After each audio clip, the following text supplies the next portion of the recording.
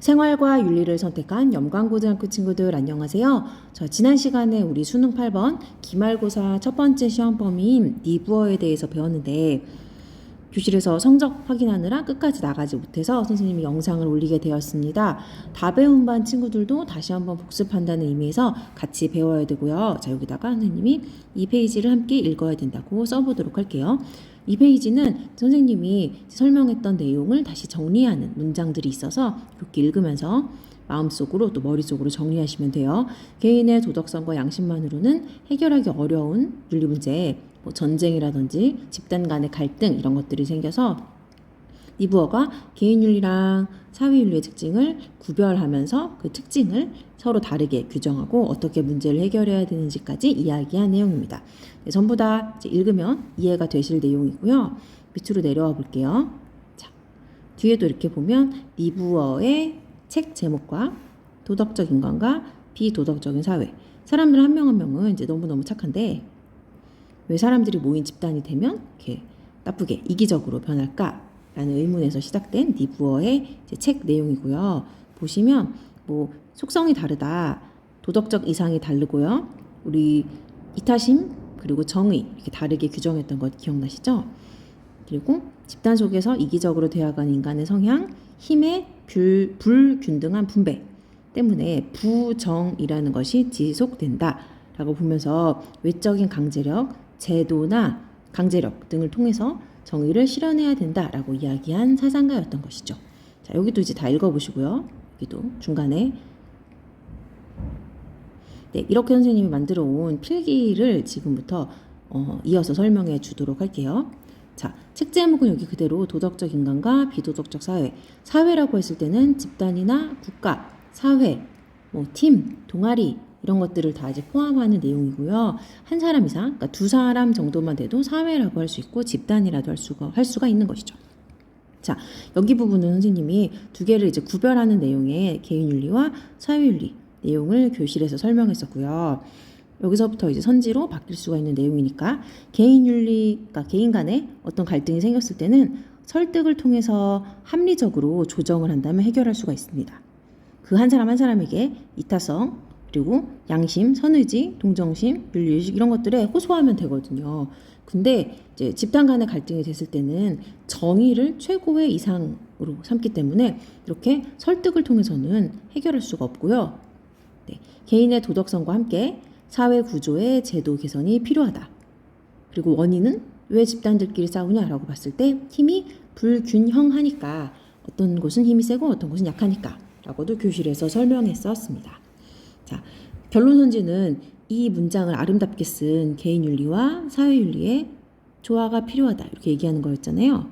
그래서 그거에 대한 설명들이 똑같이 이렇게 나와 있는데 그것들이 이제 어떤 단어로 어떤 이제 문장으로 표현되어 있는지를 익혀 놓으시면 바로 객관식 또 우리 기말고사 서답형 대비할 수가 있을 것이고요.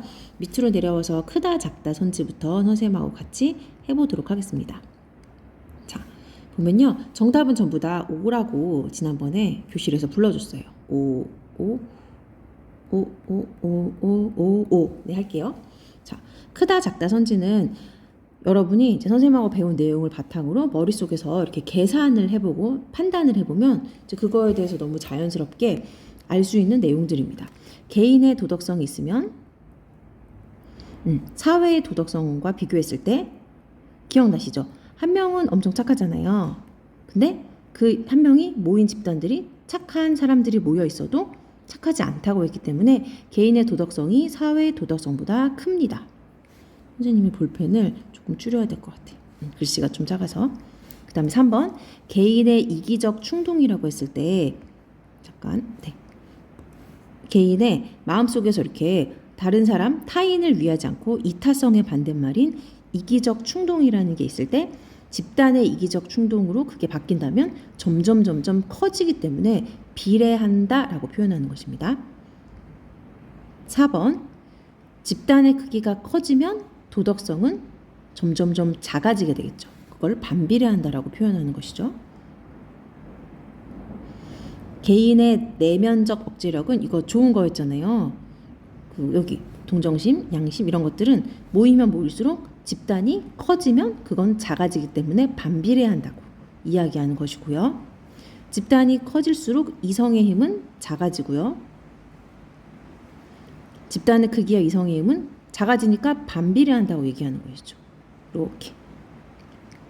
이거 그냥 수학적 용어니까 단어만 어려운 것일 뿐. 그 다음에 개인은 타인의 이익을 존중할 수 있는 도덕성이 있다 라고 말한다면 이거는 yes이죠. 바로 여기에서 보면 이타성을 최고의 도덕적 이상으로 삼는 개인윤리에서 이미 설명한 내용입니다. 그 다음에 개인의 양심과 선의지가 사회생활에 필요하다라고 말한다면 우리 선의지를 강조하는 의무론 사상가 칸트 1단원에서 배웠었는데 그 내용이 다시 한번 나오면서 니부어랑 공통점으로 수능에 나왔던 yes 선지입니다. 그 다음 사회는 개인의 단순한 집합체가 아니고 사회는 이렇게 착한 사람들이 모였을 때도 어떤 독자적인 다른 성격을 띠는 집단이 되기 때문에 독자적 실체이다 라고 했을 때 예라고 대답을 해줘야 됩니다. 내려와서 자 애국심은 여기 이제 애국심에 대해서 선생님이 이제 그림을 하나 그려보도록 할게요. 애국심이라고 할 때는 그거는 한 사람의 개인 마음속에 있는 어떤 좋은 마음이에요.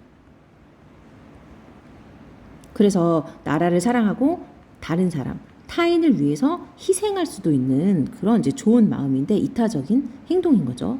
근데 이것이요, 여러분, 모이게 되면 애국심, 애국심, 애국심, 애국심, 애국심. 어떤 집단에 가서 이 애국심이라는 게 모이게 되면 그게 반드시 좋았던, 희생을 하던, 타인을 위하던 좋았던 그 감정이 반드시 좋게 되는 것이 아니라는 겁니다. 기억나시나요? 제2차 세계대전을 이끌었던 제국주의, 그다음 인종학살, 그다음에 테러 전쟁, 노예제도, 노예전을 위한 이제 전쟁이었던 거죠. 이런 것들이 전부 다 사실 근원은 우리나라 사람들을 사랑하는 애국심, 나라를 사랑하는 이 개인윤리의 좋은 감정에서 나온 것이잖아요. 근데 결과는 나쁘게 나왔기 때문에 애국심은 도덕적 개인이 모인 사회를 비도덕적으로 만들고요. 애국심은 개인의 이타심, 타인을 사랑했던 감정이에요. 근데 이것을 국가 이기주의라는 것으로 전환시킨다라고 말할 수 있습니다. 그래서 이것도 심화선지인데 애국심과 관련된 거 동그라미 동그라미 이렇게 해주시면 됩니다. 니부어가 수능과 모의고사에 항상 나오는 학자이기 때문에 여러분 정리 잘 해놓으시면 또 사탐하는 친구들 그리고 기말고사 대비하는 또 과탐하는 친구들까지도 참 도움이 많이 되는 학자일 거예요. 자, 여기까지 마치고 교과서에서는 니부어가 한 90페이지에 5줄 정도 나와 있거든요. 그래서 그거를 같이 선생님하고 잠깐 보도록 할게요. 교과서가 이제 90페이지입니다. 수능 써야죠. 수능 몇 번이죠? 네, 8번. 니부어. 네, 여기 이제 한 4줄밖에 안 나왔지만 우리 제대로 배웠으니까 이 내용들이 다 머릿속에 정리가 되어야 합니다. 사회윤리를 강조한 니부어는 개인윤리랑 사회윤리를 구분했죠. 도덕적인 개인이라도 한 사람은 엄청 착해요. 비도덕적인 사회에서는 선생님 학교라서 지금 종이 치네요.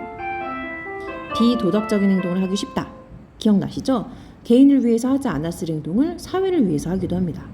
이에 그는 정의를 사회의 도덕적 이상으로 보았어요. 여러분 그럼 기억나시나요? 개인윤리의 사회적 이상. 개인윤리에서 도덕적 이상으로 본 것은 바로 이타심이었죠. 사회윤리에서 도덕적 이상으로 본 것은 정의입니다. 그래서 사회 구조나 제도의 도덕성에 관해서도 관심을 기울여야 된다라고 이야기한 내용입니다. 자, 여러분 정말 고생하셨고요. 머릿속에 이 정도의 니부어 내용이면 아마 모든 문제를 맞추실 수 있을 겁니다. 자, 여러분 고생하셨어요.